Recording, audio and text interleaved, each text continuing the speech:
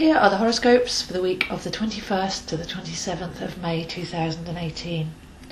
It's a fairly quiet week this week after last week's major activity, so we begin with the Venus moving into Cancer, and Venus will be in Cancer for a few weeks. As I said last week, Cancerians live through their feelings. So the moon changes sign every 2.5 days, making a full circuit of the zodiac every month. And as a result, Cancerians who are ruled by the moon tend to go on a journey around the zodiac, feeling the way each sign feels and accumulating the knowledge of life through their feelings. But now that Uranus is in Taurus, we are going to have a major workout of our emotional state over the next 7 years. So not all feelings help us. Some are deeply conditioned over decades. Some are sentimental, some are self-immersed, some keep us wallowing in a quicksand. And we're not just supposed to go round in circles. We're supposed to learn from whatever we're feeling, our emotional intelligence, and clean ourselves up in the process. So Uranus into Taurus will help us begin to do that and decondition the heart, so we can have feelings that are supporting us and helping us grow, having this experience on the earth plane. So we begin that journey to look at what we're feeling. Is it ours? Is it healthy? Are we learning from it? Or are we wallowing in self-pity or just falling into our own story? And that's often a story that isn't even true. Are we feeling certain things because we're told to, because we're prompted, because we've always felt that way, or because society seems to be telling us that everybody feels this way? But are you independent? Because Uranus is going to call for independence there, and Taurus is the heart and presence. So are you independent enough to have your own feelings and your own emotional responses to situations, rather than just being triggered and pulled from the outside? But like I say, this is a very long journey, 7 years, but over the next few weeks with Venus in Cancer, this will be the beginning of that, the real immersive experience of examining our feelings to make sure that we're living our own truth. By Monday we have the Sun moving into Gemini, and as we move from Taurus to Gemini, we feel a sense of fresh start, rejuvenation. Gemini is a very young sign, and it's able to shift, it's able to change form. It's ruled by Mercury, so there's a real shape-shifting, mutable changeability about this sign. So we've been really solidly held in the sign of Taurus for the last 4 weeks, but now we spring into action, and there's a lot of action around with the other aspects that are going on at the same time.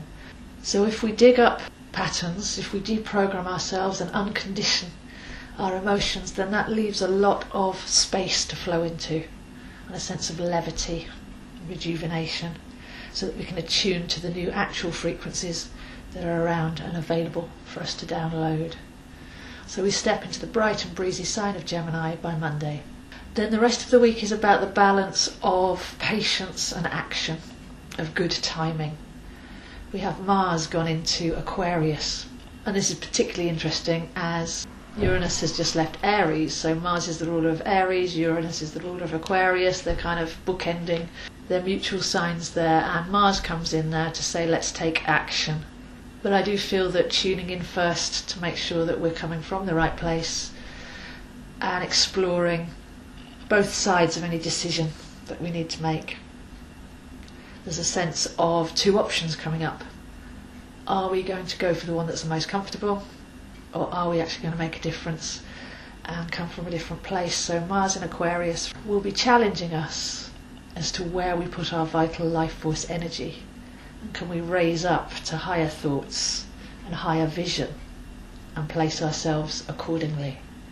So a real pattern breaking week, pattern breaking year really, as before we make any decisions, before we act upon our emotions, we need to just stop and challenge really. Is this true? Is it really me? And to have a look with discernment to make sure that we're not acting out of habit So we have the ability to change our minds, we have the ability to change the way we feel about something, but that does require introspection first, and I feel that that's going to be the big flavour of the rest of the week. When you feel prompted to do something out of habit, then maybe just stop, take a pause, assess all of the information, go into your true feeling and have a look at where you've always acted a certain way. Is it still relevant? And is there a higher way? Is there a higher vibrational way that you can actually respond? So we're tuning into our intuition, and yet there will be moments when precise action is needed. So we do really need to get to know ourselves. We need to get to the heart of whatever it is that we care about, build that up, and then be ready to act with precision at the right moment. And all of this requires trust. Quite often we don't trust ourselves, we doubt our decisions, we're in two minds, we have two parts of ourselves competing with each other. But deep down in our cellular knowledge, we actually always know the right choice. So tuning into our intuition and really doing that work beforehand means that whenever action is required, we've actually gone and given ourselves permission really to come from the deepest place. So we need to break habits. It's going to be a little bit uncomfortable, and there'll be a sense of losing control as well, the false control of I'm in charge of my life according to what I'm thinking and doing and planning. And there's a sense here of, especially with Venus in Cancer, that would be an example of a helpful emotion, would be to tune into what really feels right. And that inner, watery, cellular, emotional compass. So lots of new beginnings, lots of space made. And this is just a week to find that clarity, to look at both sides, to be objective, to centre in what it is that we actually want to be creating, to value our life force energy, and then to be able to act and trust ourselves that we're coming from the deepest place, having explored and broken some of the patterns and programming in the process. But mainly this month is going to be about enjoying the process. Gemini is a very quick sign, but we're not racing to the finish line here. We're actually enjoying each day as we come out of that Taurian-centred earth sign that knows presence.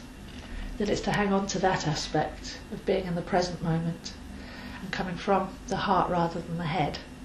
And then even when things seem to be going quickly, can we recenter and come from a place deep within and not get rushed? Because they lose the planning, lose the control, lose the timeline, because things don't actually work like that. So to recap, we have Venus moving into Cancer, which is going to clean up our emotional state, to make sure that we're feeling our true feelings. We're engaging truly with our emotions, but not the conditioning that we're breaking free from. Mars recently into Aquarius, get ready to act, but have that higher vision. Where do you really want to put your vital life force energy? What really matters, and can you lift it up? Uranus into Taurus, coming in and out for the whole year, really helping with that deconditioning of false emotional programming.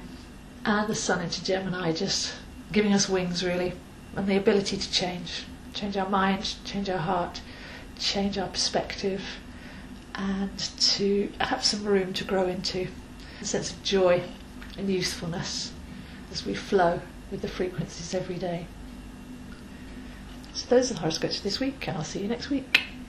With so much emphasis on deprogramming the mind and unconditioning the heart, I do have coaching available. Empowerment coaching sessions can be bought in blocks of 3, and we can actually focus in on specific aspects that you're ready to release yourself from.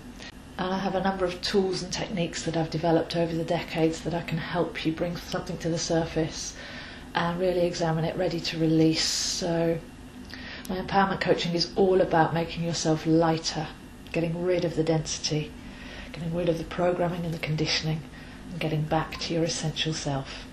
All sessions are based on your astrological chart, so unique to you. And you're also welcome to come for an astrological reading where we actually explore and learn your chart so that you can engage with your own blueprint. So for that or any of my courses or meetups, please do have a look at www.astrozo.com or email me zoehines7@gmail.com.